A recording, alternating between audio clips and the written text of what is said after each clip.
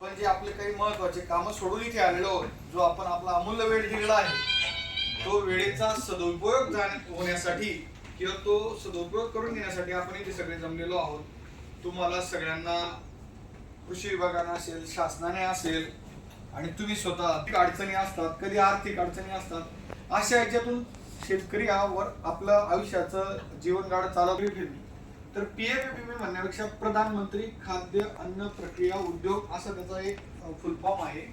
आणि प्रधानमंत्री खाद्य अन्न प्रक्रिया उद्योगामध्ये तुम्हाला तुमच्या शेतीमध्ये उत्पादित होणारा जो काही माल असेल, कुठलाही शेतीमध्ये उत्पादित होणारा जो काही माल असेल त्याच्यावर प्रक्रिया करून मूल्यवर्धन करायचं आहे. आणि ते मूल्यवर्धन करून त्याचं व्हॅल्युएशन वाढवायचं, व्हॅल्यू ॲडिशन. आणि जे आज आपल्याला एनडीडीबी मार्फत अमूलचं जे काही उदाहरण आहे ते आपल्याला आपल्या डोळ्यासमोर जिवंत उदाहरण आहे. अमूल कसं मोठं झालं त्यांनी काल आपल्याला दाखवलं की त्यांचा 78 वर्षाचा इतिहास आहे त्याला. म्हणजे असं नाही की तुम्ही आपण कोणी पण लगेच काही मोठे होऊ शकत नाही. त्याच्यासाठी खूप स्ट्रगल करावं लागतं, मेहनत करावी लागते आणि त्याला वेळ द्यावा लागतो.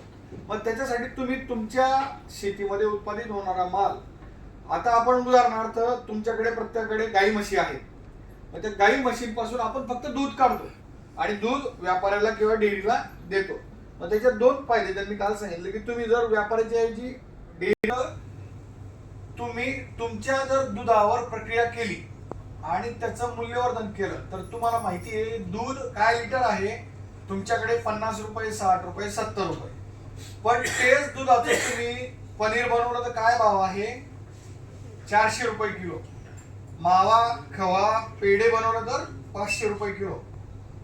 इतर दुग्धजन्य पदार्थ लस्सी असेल, ताक असेल, श्रीखंड असेल, दुधापासून जेवढे काही पदार्थ बनवतात त्यांचं व्हॅल्यू ॲडिशन केलं म्हणजे त्यांचं मूल्यवर्धन होतं आणि त्याचे पैसे वाढतात. मग जर तुम्ही असा विचार केला, आता महिला आहेत, महिलांनी गृह उद्योगाच्या याच्यातून सुद्धा तुम्हाला तुमचा वेळ जाऊन म्हणजे सकाळचे तुमचे सगळे कामं करून माणसं दूध वगैरे काढून दूध संकलन केल्यानंतर जे दूध शिल्लक राहिलं त्या दुधापासून तुम्हाला वेगवेगळे पदार्थ बनवायचे.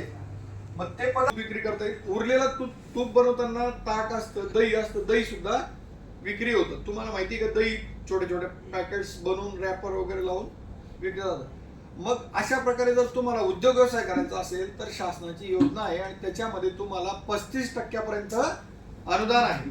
म्हणजे 35% म्हणजे कसं, तर 1 लाख रुपये जर तुम्हाला उद्योग व्यवसायासाठी खर्च करायचे असतील तर त्याच्यामध्ये तुम्हाला 35,000 रुपये शासन अनुदान देणार आहे. म्हणजे 35,000 रुपयामध्ये तुम्हाला तुमचे स्वतःचे 20 रुपये जरी असले म्हणजे 100 रुपयामध्ये 20 रुपये तुमचे, 35 रुपये शासनाचे आणि उरलेले जे काही पण 50-55 रुपये जे आहेत ते तुम्ही बँकेकडून लोन घेऊ शकतात आणि ते लोन घेऊन तुम्हाला ते सँक्शन झालं का तुम्हाला ते प्रकरण मंजूर होऊ शकतं. त्याच्यामध्ये तुम्हाला आता सध्या